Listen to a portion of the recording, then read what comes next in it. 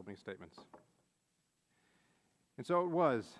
On September 7th, 2008, Fannie Mae and Freddie Mac were put into conservatorship by the federal government. Over $150 billion, 885 days later, the government-backed mortgage twins remain in conservatorship. The federal government now underwrites 95% of the housing market. And still, the American taxpayer continues to hemorrhage billions of dollars every quarter to keep them afloat. So I'm pleased to hear that the Department of Treasury is getting closer with their much-anticipated reform proposal, which I understand can be out here now.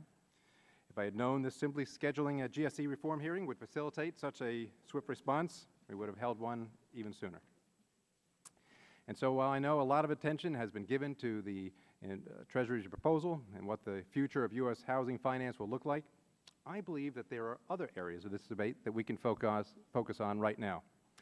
In particular, I believe the question we need to be asking ourselves is this: what are the immediate steps that can Congress take right now, this very instant, to protect taxpayers, to end the bailout, to get private capital off the sidelines, and reduce the government exposure to the housing market? I believe it is these four objectives should be the driving force behind our immediate reform efforts. And so I look forward to discussing a number of reform proposals in greater detail with our esteemed panel.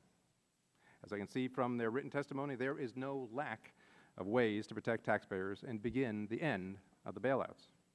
Now, I say that on the one hand. It's also unfortunate some of my colleagues across the other side of the aisle have resisted any attempts, at least in the last Congress, to address the most expensive and explosive component of the federal government's intervention during the financial crisis. But I assure you, it will be a top priority of mine as chairman of this panel. The federal government's housing policy has been a monumental disaster, and we must find new ways forward. Now, Secretary Geithner said just the other day that the new policy should leave us with a system that will not be vulnerable to the really tragic, colossal failures of the past.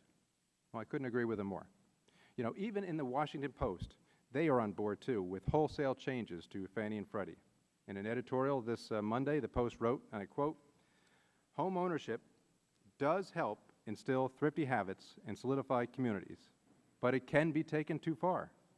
They said the national home ownership rate slipped back to 1998 levels, according to the Census Bureau.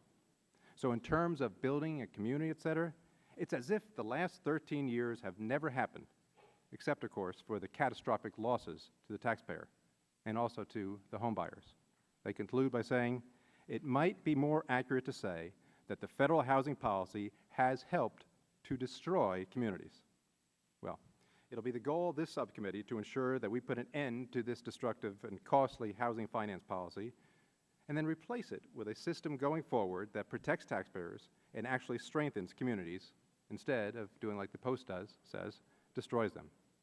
So I thank the witnesses for being here today, and I look forward to their testimony. And with that,